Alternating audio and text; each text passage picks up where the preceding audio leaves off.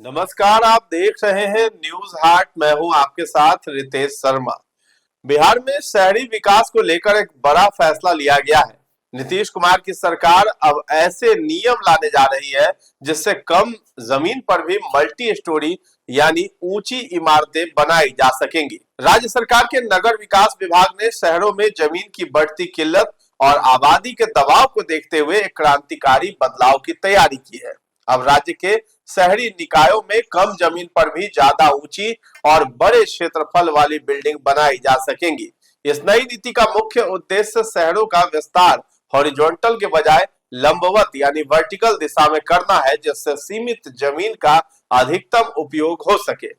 लेकिन सवाल ये है कि पहले नियम क्या थे, अब क्या बदलाव हो रहा है और दूसरे राज्यों जैसे पश्चिम बंगाल, महाराष्ट्र और झारखंड में क्या स्थिति है। तो सबसे पहले जान लेते हैं कि पहले बिहार में क्या नियम थे। अब तक बिहार में बिल्डिंग निर्माण के लिए नियम काफी सख्त थे। कम जमीन पर ऊंची इमारत बनाने की अनुमति नहीं मिलती थी। एफएआर यानी फ्लोर एरिया रेशियो बहुत कम रखा गया था।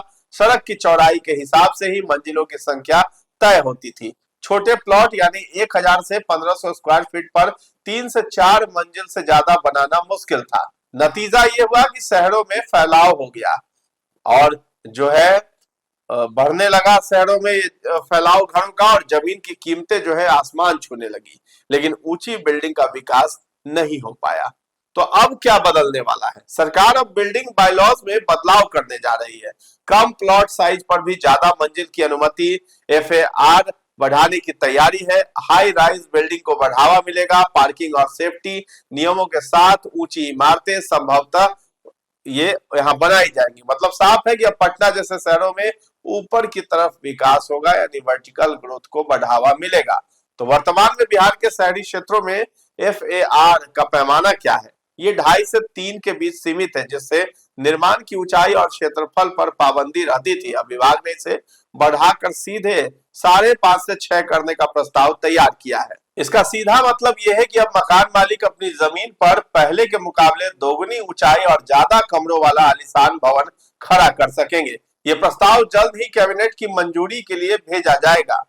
तो जमीन की आसमान छूती कीमतों के बीच ये नई नीति मध्यम वर्ग के लिए किसी वरदान से कम नहीं होगी। नए नियमों के तहत न सिर्फ बिल्डिंग की ऊंचाई बढ़ेगी, बल्कि सेट बैक यानी छोड़े जाने वाली खाली जगह के नियमों में भी ढील दी गई है। अब लोग अपनी कुल भूमि के 60 से 70% हिस्से पर निर्माण कर सकेंगे, जबकि पहले केवल 40% हिस्से पर ही निर्माण की अनुमति थी। इससे छोटे भूखंडों पर भी बड़े फ्लैट्स और व्यवसायिक परिसर बनाना संभव होगा। बता दें कि उप मुख्यमंत्री विजय कुमार सिन्हा के अनुसार इस फैसले से बिहार के शहरों की सूरत बदल जाएगी और रियल एस्टेट सेक्टर में नई जान आएगी। व्यस्त इलाकों में बिजनेस कॉम्प्लेक्स और शोरूम बनाना अब और आसान हो जाएगा। विभाग ने प्रस्ताव पूरी तरह तैयार कर लिया है और राज्य मंत्रिमंडल की मुहर लगते ही इसे पूरे प्रदेश में लागू कर दिया जाएगा। तो ये कदम बिहार को आधुनिक और स्मार्ट वर्टिकल सिटी के रूप में विकसित करने की दिशा में मील का पत्थर साबित होगा। तो विजय कुमार सिन्हा जो मंत्री हैं, उनकी तरफ से ये पहल की गई है। अब बात कर लेते हैं दूसरे राज्यों में क्या नियम है। सबसे पहले महाराष्ट्र की बात करें। मुंबई में बहुत ज्यादा एफएआर है। छोटे प्लॉट पर भी 20 से 40 मंजिल तक की इमारतें हैं। रीडेवलपमेंट मॉडल वहां मजबूत है।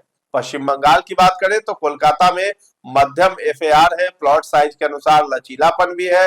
हाई राइज की अनुमति है, लेकिन नियंत्रित रहता है। झारखंड की बात करें तो रांची और जमशेदपुर में बिहार से बेहतर नियम है। 6 से 10 मंजिल की इमारतें आम है। बिल्डिंग बायलॉज अपेक्षाकृत वहां आसान है। तो सवाल यह है कि बिहार क्यों पिछड़ गया? बिहार के पीछे रहने के कई कारण हैं। पहले तो मास्टर प्लान की कमी। कई शहरों में अपडेटेड मास्टर प्लान नहीं है। टाउन प्लानिंग सिस्टम यहाँ कमजोर है। प्रोफेशनल अर्बन प्लानिंग की कमी है। पुराने नियम जो है वही दोहराए जा रहे हैं, बदलते समय के हिसाब से अपडेट नहीं हुए। इंफ्रास्ट्रक्चर की यहाँ पर कमी है। संकरी सड़कें हैं। पार्किंग की समस्या है। नीतिगत देरी है। फैसले लेने में लंबा समय लगता है। तो ये सभी कारण है। तो अब इस फैसले का असर क्या होगा? अगर ये नियम सही तरीके से लागू हो जाता है तो शहरों में जगह का बेहतर इस्तेमाल हो सकता है। सस्ते फ्लैट मिलने की संभावना बढ़ जाएगी। रियल एस्टेट सेक्टर को भी बढ़ावा मिलेगा।